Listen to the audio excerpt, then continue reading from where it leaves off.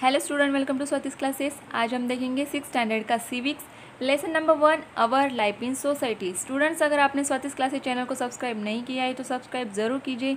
इस चैनल पे आपको 6th स्टैंडर्ड की हिस्ट्री और सिविक्स के सारे लेसन की वीडियो मिलेंगी। तो चलिए लेसन को स्टार्ट करते हैं। In the 5th standard you have learn about the evolution of man. तो जैसे हमने देखा है पहले भी 5th स्टैंडर्ड में इसके बारे में कि evolution of man, ancient time के मैन और आज की अगर हम बात करते हैं इनमें हमें बहुत सारा डिफरेंसेस दिखाई देगा। तो स्टार्टिंग में हम लोग ऐसे ही थे क्या जैसे आज है? तो नहीं, कई सारे डेवलपमेंट और प्रोग्रेस वहाँ पे हुई थी जिसके कारण आज हम लोग इस तरीके की लाइफ जी रहे हैं। It tell us that our present social life has taken shape through a process of evolution over thousands of year. तो ये जो इवोल्यूशन की प्रोसेस थी ये 1 या 2 साल में नहीं हुई है, तो थाउजेंड्स ऑफ ईयर लगे हैं इस प्रोसेस को कंप्लीट होने में। और उसके बाद आज की जो सोशल लाइफ हमें दिख रही है ये हमें मिली है इस प्रोसेस के कारण, इस प्रोग्रेस के कारण। Man has move from a nomadic stage to a settle social life. तो जैसे कि हमें पता है एंशिएंट टाइम में लोग एक ही जगह पे रहते थे क्या? नहीं, वो हमेशा मूव होते थे एक जगह से दूसरी जगह पे। लेकिन जब उन्हें ये समझ में आया कि हम लोग क्या कर सकते हैं, एनिमल्स को पाल सकते हैं, एग्रीकल्चरल मतलब फार्मिंग कर सकते हैं, हाउसेस बिल्ड कर सकते हैं, तो उन लोगों ने क्या किया, फिर एक जगह पे रहना स्टार्ट किया। अलग अलग जैसे कि फार्मिंग है, फिशिंग है, हंटिंग है, इस तरीके के उन्होंने क्या किया, कामकाज करना स्टार्ट किया था। और उसके बाद में हमने उनकी सेटलमेंट देखी कि किस तरीके से वो एक जगह पे फिर सेटल हो गए थे।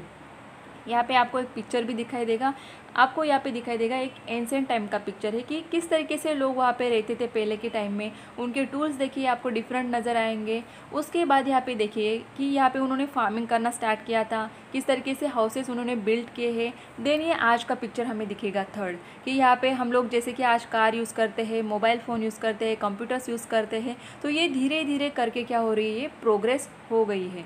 What will society be like 50 years from now discuss. तो देखिए अगर हम अभी यहाँ पे देख रहे हैं कि पिछले जो कुछ सालों से अगर आज तक की बात करेंगे तो ये हमें दिखाई देगा। लेकिन आज से अगर 50 साल बाद या फिर कुछ साल बाद की अगर बात करेंगे हम, तो यहाँ पे डिस्कस कर सकते हैं कि किस तरीके से चेंजेस यहाँ पे हो सकते हैं। देन नेक्स्ट देखेंगे why did man feel the need for society. तो यहाँ पे इंसान को क्यों ये ज़रूरत पड़ी कि हमें सोसाइटी बनानी चाहिए। A stable and secure community life is necessary for the development of the individual as well as society। तो यहाँ पे एक जगह पे रह के स्टेबल होने के लिए और सिक्योरिटी के लिए, खुद के सिक्योरिटी के लिए, मतलब एक इंडिविजुअल पर्सन हो या फिर पूरी हमारा ग्रुप हो या फिर सोसाइटी हो, उनके लिए उनकी सिक्योरिटी के लिए, स्टेबल होने के लिए एक सोसाइटी फॉर्म होना काफ़ी ज़रूरी था। In the nomadic stage man did not have this stability and security. तो जैसे हमने देखा कि नॉमेडिक स्टेज में जो लोग थे ये एक जगह पे स्टेबल नहीं थे, ये हमेशा मूव होते रहते थे एक जगह से दूसरी जगह पे। तो ये लोग क्या करते थे, इनके ज़्यादा ग्रुप्स नहीं थे या फिर सेटल नहीं थे, तो इनके पास सिक्योरिटी भी नहीं थी क्योंकि ये अलग अलग रहते थे। When man realise that living in a group provide security, जब उनको ये रियलाइज़ हुआ कि अगर हम लोग ग्रुप्स में रहेंगे, एक साथ रहेंगे, तो हम सिक्योर हो सकते हैं। People came together to develop and organise way of life. तो उसके बाद लोगों ने एक साथ रहकर फिर क्या किया, यहाँ पे ऑर्गेनाइज वे ऑफ लाइफ जिसे कहते हैं डेवलप करना शुरू किया था। This was one of the main motivation for the creation of society. और यही मेन मोटिवेशन था उन लोगों के लिए कि उन्होंने क्या की, सोसाइटी फॉर्म की, क्रिएट की। Living in society man felt the need for rules to help with the smooth. मतलब यहाँ पे देखिए अगर सोसाइटी बनानी है, वहाँ पे काफ़ी सारे लोग रहेंगे, तो उनके लिए कुछ रूल्स फॉर्म करना काफ़ी ज़रूरी था, ऐसे उनको लगा। Then smooth functioning of day to day matters. तो यहाँ पे अगर रोज़ की जो हमारे काम है, जो भी फंक्शंस है, इनको अच्छे से होने के लिए रूल्स की काफ़ी ज़रूरी होती है। जैसे कि हाँ आज भी हम देखते हैं स्कूल में जाते हैं तो वहाँ पे कितने सारे रूल्स होते हैं, उनको हमें फॉलो करना पड़ता है। क्यों? क्योंकि वहाँ पे जो स्कूल का काम है ये अच्छी तरीके से होना चाहिए इसके लिए। तो उसी तरीके से उस टाइम भी लोगों को ये लगा था हमें अगर साथ में रहना है, तो सोसाइटी अगर फॉर्म करनी है तो रूल्स यहाँ पे बनाने होंगे। It gave rise to convention, tradition, ethics and values, rules and laws. तो यहाँ पे लोगों ने रूल्स, लॉज फॉर्म किए, एथिक्स एंड वैल्यूज़ क्रिएट की लोगों में। Man's life in society became more organise and stable. और इसके कारण ही लोगों की या फिर जब वो सोसाइटी थी उनकी लाइफ काफ़ी अच्छी तरीके से ऑर्गेनाइज बन चुकी थी और स्टेबल हो चुकी थी। देन यहाँ पे नेक्स्ट पॉइंट हम देखेंगे the social nature of man. तो लोगों का मतलब इंसान का जो सोशल नेचर कैसे होता है ये हम देखेंगे यहाँ पे। Man is social by nature. तो यहाँ पे हमें क्या कहा जाता है, human beings are social animal, ऐसे भी कहा जाता है।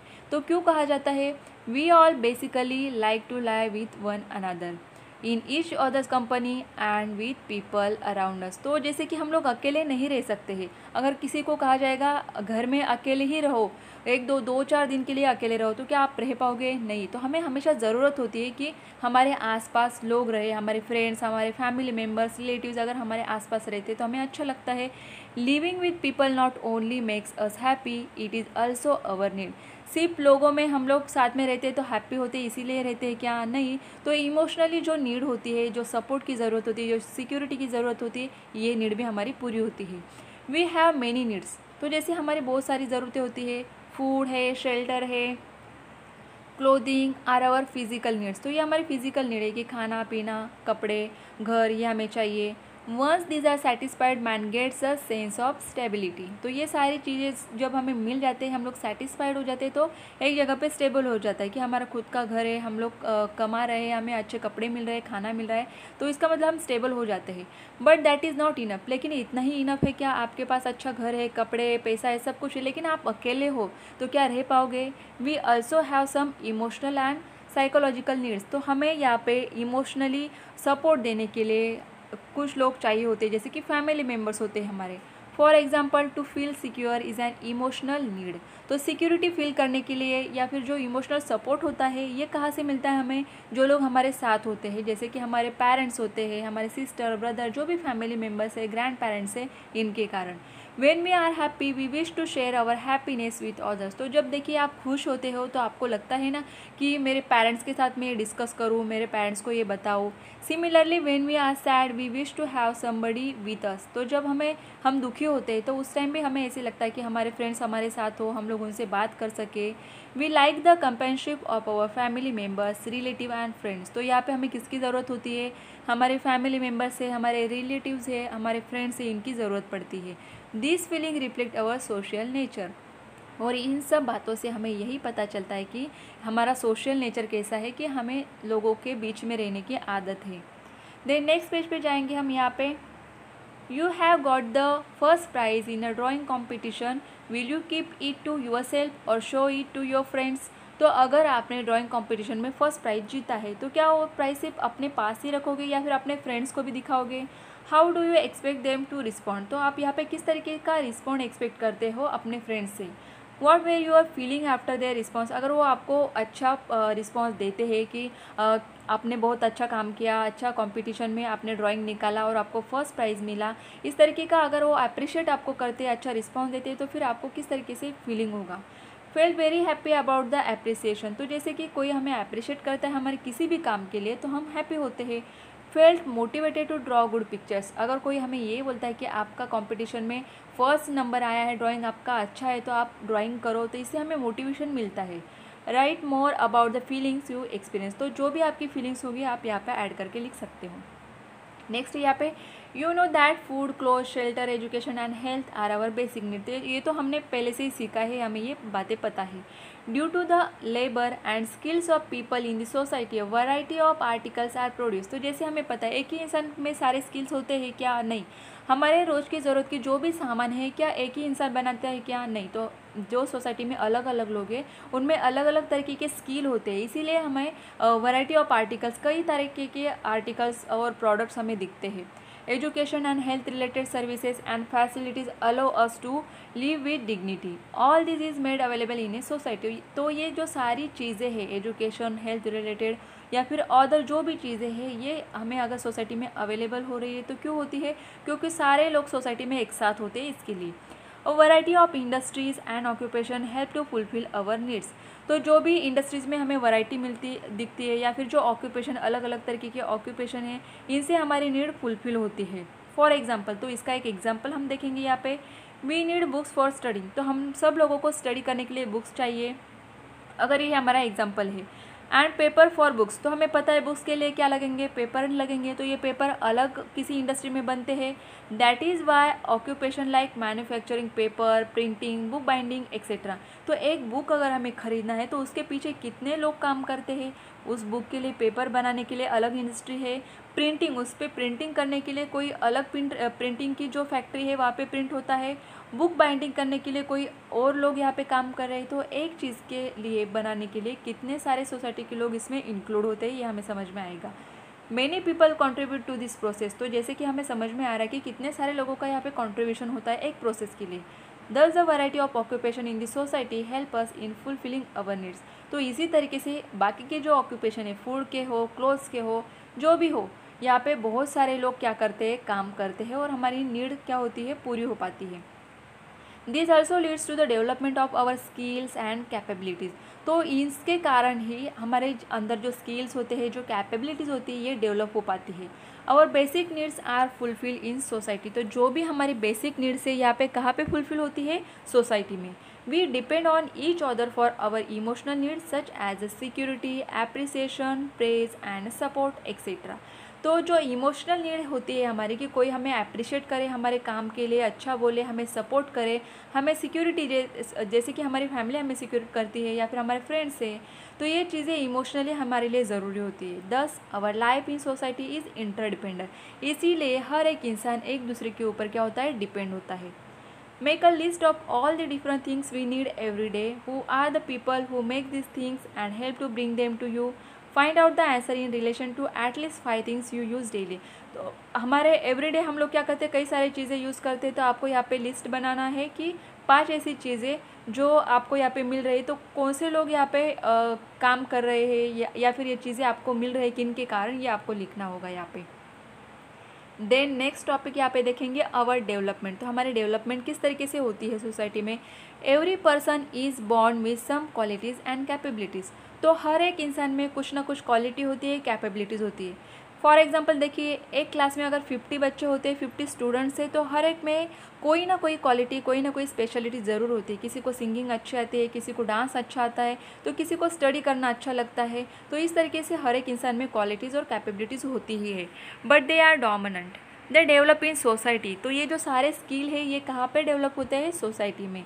जैसे कि स्कूल भी एक क्या है, पार्ट ऑफ सोसाइटी है। तो जब हम स्कूल में जाते हैं तब हमें कई सारी चीज़ें पता चलती है कि हमें स्पोर्ट अच्छा लगता है, हमें सिंगिंग करना अच्छा लगता है।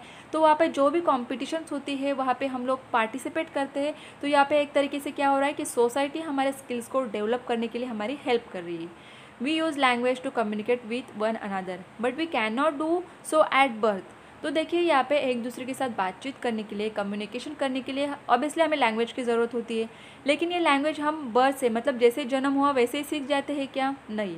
We learn language gradually. तो जैसे फैमिली में हमारे फैमिली मेम्बर जो लैंग्वेज बोलते हैं वही लैंग्वेज हम धीरे धीरे करके सीख जाते हैं। Our first language is the one that is spoken at home.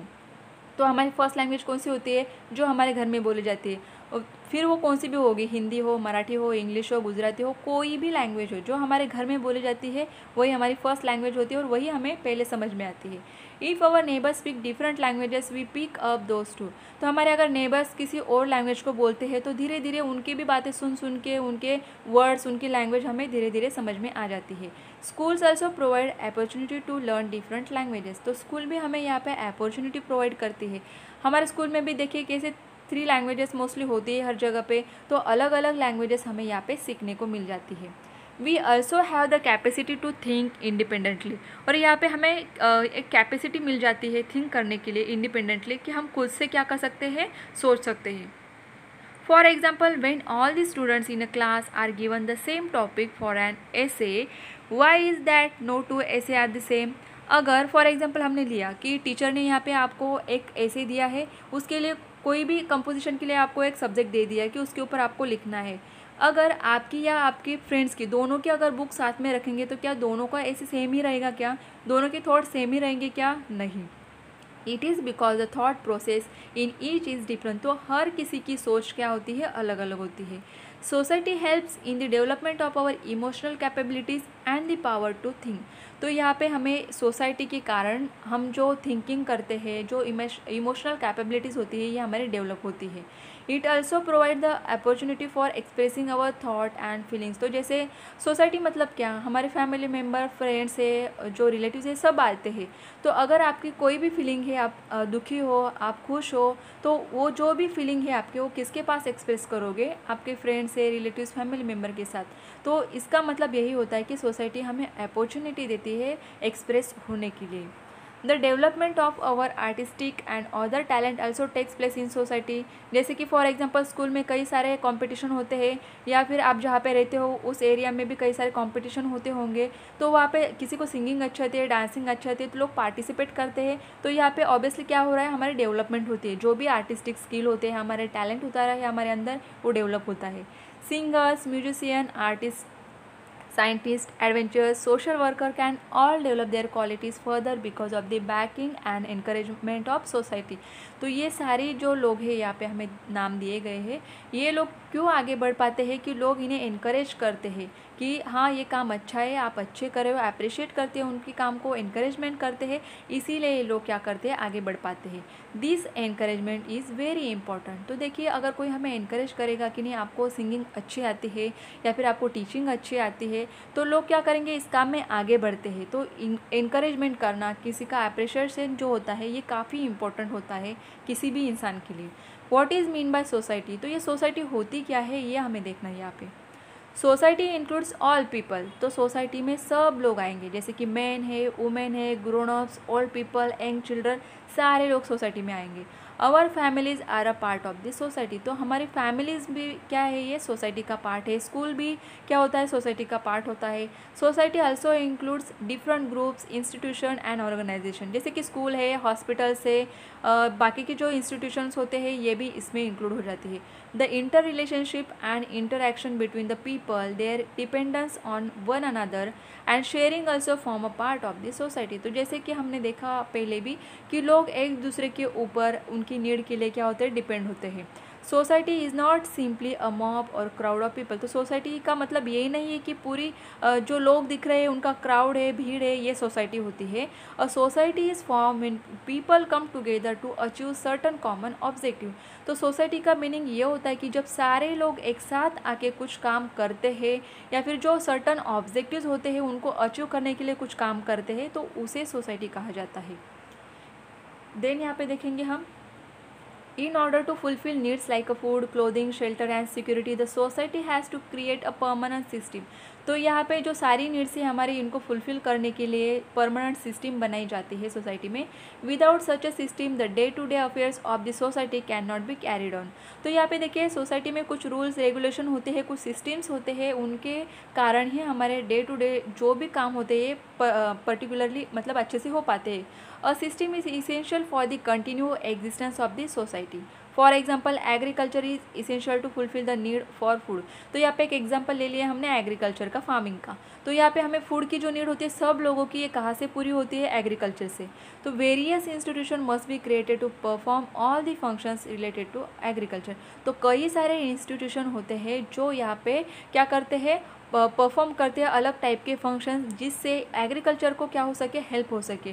जैसे कि हमें पता है एग्रीकल्चर में कई सारे इम्प्लीमेंट्स, इक्विपमेंट्स तैयार किए जाते यूज़ होते हैं। तो ये कहाँ पे यूज़ बनाए जाते हैं, जैसे कि इंडस्ट्रीज़ में बनाए जाते हैं। तो काफ़ी सारे जो इंडस्ट्रीज़ होते हैं यहाँ पे क्या करेंगे, प्रोडक्शन करेंगे किसका, जो भी इक्विपमेंट्स यहाँ पे फार्मिंग के लिए लगने वाले हैं। देन इम्प्रूव सीड्स होते हैं, तो उनको यहाँ पे तैयार किया जाता है। Therefore a vast system needs to be created which includes factories to manufacture tools and equipments use for farming, banks to provide loans to the farmers, a market for the goods produce etcetera. तो यही सारी, एक अगर बात करें हम agriculture की, तो इतनी सारी जो चीज़ें इसमें आ रही है तो एक टाइप का ये क्या होता है, सिस्टम होते हैं अलग अलग, कि कोई यहाँ पे मैन्युफैक्चर करेगा टूल्स और इक्विपमेंट्स को, तो कहीं पे बैंक हमें फार्मर्स को क्या करते हैं, लोन्स प्रोवाइड करते हैं, देन मार्केट यहाँ पे अवेलेबल किया जाता है फार्मर्स के लिए। तो ये पूरा सिस्टम यहाँ पे हमें दिखता है। The existence of many such systems make a society stable. तो ये सारे जो हमें सिस्टम दिख रहे हैं अलग अलग तरीके के, इनके कारण ही हमारी सोसाइटी स्टेबल हो पाती है। In the next chapter we shall learn about the diversity in the Indian society. तो नेक्स्ट चैप्टर में हमें क्या देखना है कि हमारे इंडिया में किस तरीके से अलग डाइवर्सिटी दिखती है। यहाँ पे एक बॉक्स में दिया है आपको, डू यू नो में, ये भी देख लेंगे हम। All human beings are equal by birth, they have the same status as a human beings. तो सारे लोग एक जैसे होते हैं, जन्म से ही सबका स्टेटस एक ही होता है कि ये क्या है, सब लोग ह्यूमन बींग्स है। According to the constitution of India all are equal before the law. तो यहाँ पे according to constitution of India, जो हमारा संविधान है, उसके अकॉर्डिंग सारे लोग क्या है, इक्वल है। The constitution guarantee the equality of opportunity. तो सब लोगों को इक्वली अपॉर्चुनिटी दी जाती है। We can each make progress using our education capabilities and skill. तो हमारी प्रोग्रेस किस तरीके से होती है, हमारा जो भी एजुकेशन है, हमें जो भी कैपेसिटीज़ होती है, कैपेबिलिटीज़ होती है, स्किल्स होते हैं, उसके अकॉर्डिंग हमारी प्रोग्रेस होती है। आई होप स्टूडेंट आपको ये लेसन काफ़ी अच्छे से समझ में आया होगा। अगर आपको ये वीडियो अच्छी लगे तो लाइक करें, आपके जो भी 6th स्टैंडर्ड के फ्रेंड्स होंगे उनको शेयर करें, कमेंट करके ज़रूर बताइए, और चैनल को सब्सक्राइब नहीं किया है तो सब्सक्राइब ज़रूर कीजिए।